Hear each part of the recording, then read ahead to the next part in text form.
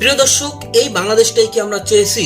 এই বাংলাদেশের জন্যই 24শে জুলাই আন্দোলনে এত তাজা প্রাণ বিসর্জন দিতে হয়েছে। দর্শক, বলা হয় এই বাংলাদেশ নাকি 90% মুসলিম একটা কান্ট্রি, মুসলিম একটা দেশ। কিন্তু আপনাদের বিবেকের কাছে একটা প্রশ্ন, যদি 90% মুসলিম হয়ে থাকে তাহলে এই বাংলাদেশের সবচেয়ে বড় দল কেন আওয়ামী লীগ আর বিএনপি? দর্শক, অবশ্যই কমেন্ট বক্সে আমার এই প্রশ্নের জবাবটা আপনারা দিয়ে যাবেন। দর্শক, আজকের মূল বিষয় এটা না, আজকের বিষয় হচ্ছে যে বাংলাদেশে এই মুহূর্তে এমন একটা ন্যাক্কারজনক ঘটনা ঘটে গেছে, সেই ন্যাক্কারজনক ঘটনা এই মুহূর্তে আমরা কেউই আশা করতে পারি না, কেউ এটা কল্পনাও করতে পারি না। দর্শক, আপনারা সকলেই জানেন যে জাহাঙ্গীরনগর বিশ্ববিদ্যালয়ের জাকসুর নির্বাচন চলতেছে। সেই নির্বাচনে আজকে সারাদিন নানা ঘটনা ঘটে গেছে।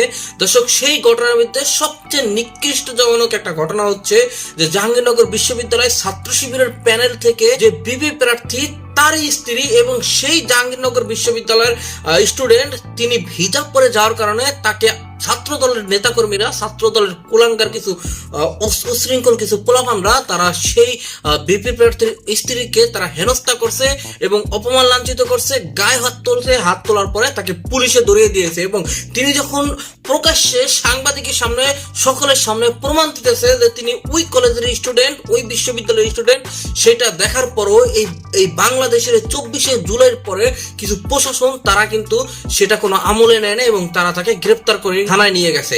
দর্শক, আপনারা কিন্তু দেখতেই পাচ্ছেন যে এই বাংলাদেশে প্রশাসনগুলো এই মুহূর্তে কাদের চামচামি করতেছে, কাদের দালালি করতেছে। এতগুলো জীবনের বিনিময়ে যদি আমরা এই সময় এসেও, মাত্র 1 থেকে 1.5 বছরের মাথায় এসেও যদি আমরা আমাদের কাঙ্ক্ষিত স্বাধীনতা না পাই, দর্শক, তাহলে এই বাংলাদেশের জন্য এই 3000, 3500, 4000 তাজা প্রাণ বিসর্জন কেন দিল? দর্শক, এই বাংলাদেশটা তোমরা চাই নাই। আপনারা দেখতে পাচ্ছেন যে নির্বাচনের মনোনয়ন পত্র যাচাই বাছাই নামে প্রশাসন যে পক্ষপাতিত্ব করছে এবং সেখানে একটা ভিডিও কিন্তু আমরা ভাইরাল হচ্ছে, আমরা অনেকেই দেখছি, আপনারা চাইলে পাশে দেখতে পারেন, যে যখন বিএনপির একজন প্রার্থীর নির্বাচন বৈধতা ঘোষণা করছে তখন কিন্তু আপনারা দেখতেই পাচ্ছেন যে এই পুলিশ হাততালি দিতেছে। দর্শক, এটা দ্বারাই কিন্তু প্রমাণ হয়ে যায় আগামীতে নির্বাচন কেমন হইতে পারে।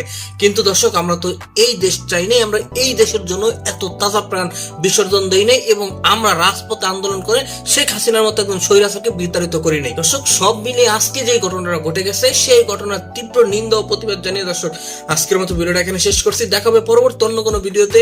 সেই পর্যন্ত ভালো থাকবেন, সুস্থ থাকবেন। আল্লাহ হাফেজ।